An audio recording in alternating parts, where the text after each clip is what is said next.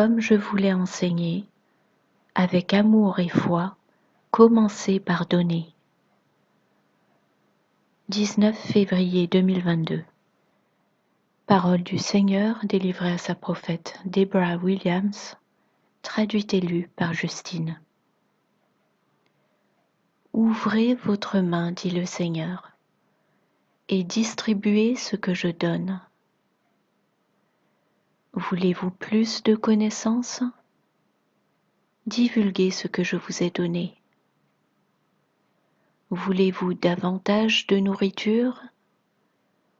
Offrez donc votre nourriture. Avez-vous besoin d'une nouvelle voiture? Donnez la vôtre à quelqu'un qui est désespérément dans le besoin et n'a pas de voiture. Avez-vous besoin d'habits? Donnez une grande partie de ce que vous avez déjà à ceux dont le besoin. Je suis un Dieu d'abondance. Je ne connais pas de pénurie. En moi, il n'existe aucune insuffisance, aucun manque. Je veux que ceux qui forment mon précieux peuple me connaissent selon des façons qu'ils n'ont jamais imaginées possibles. Déversez sur autrui ce que j'ai déversé sur vous, dit le Seigneur votre Dieu. Recevez mon cœur généreusement ouvert. Celui dont le cœur est généreux, bon et ouvert, va soudainement découvrir qu'il a une main ouverte. Sachez aujourd'hui que je m'adresse à une crainte dans votre vie. Je veux supprimer de mes enfants la tendance à s'agripper aux choses, à ne rien vouloir lâcher, mais tout retenir à soi.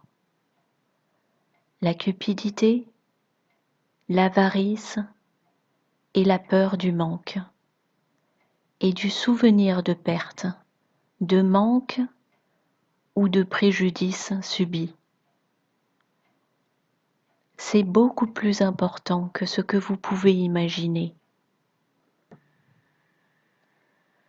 Le petit garçon a fait preuve de plus de confiance en moi que beaucoup parmi mon peuple.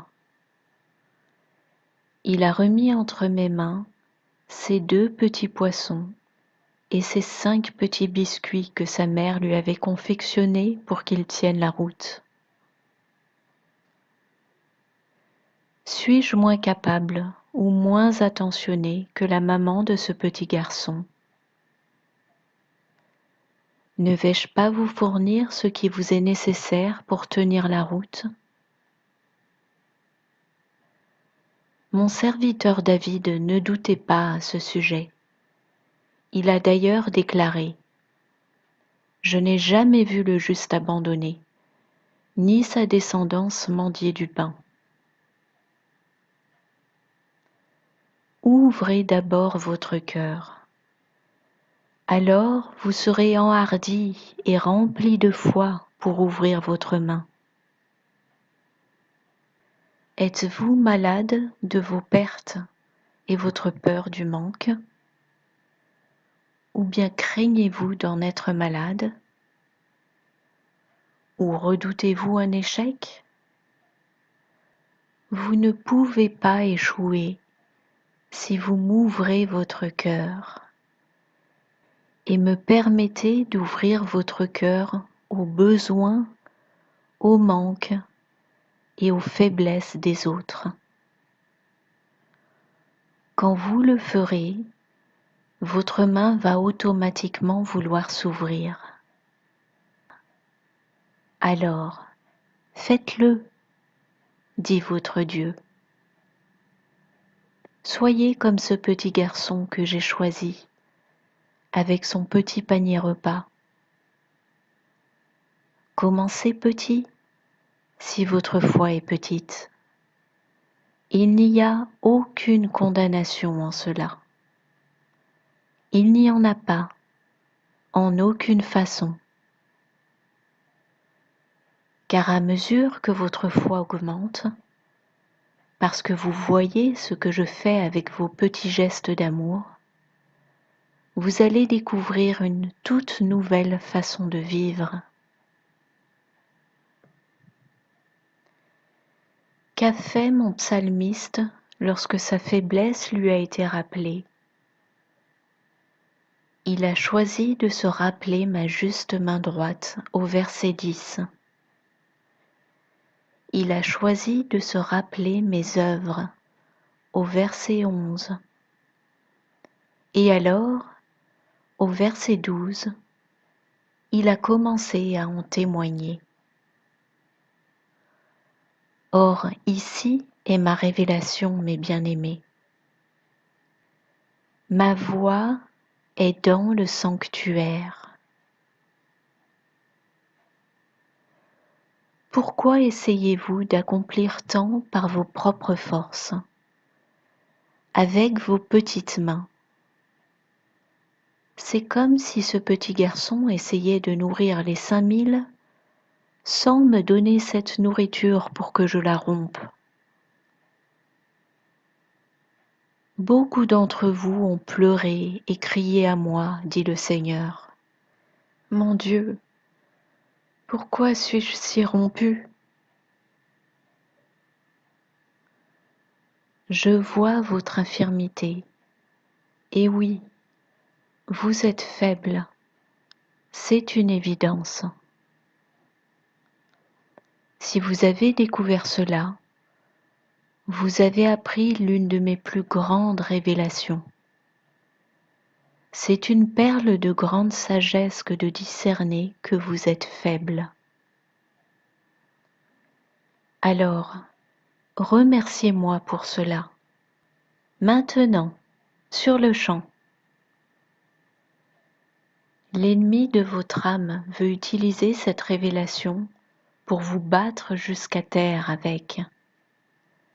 Non, non, 1 000 de fois non.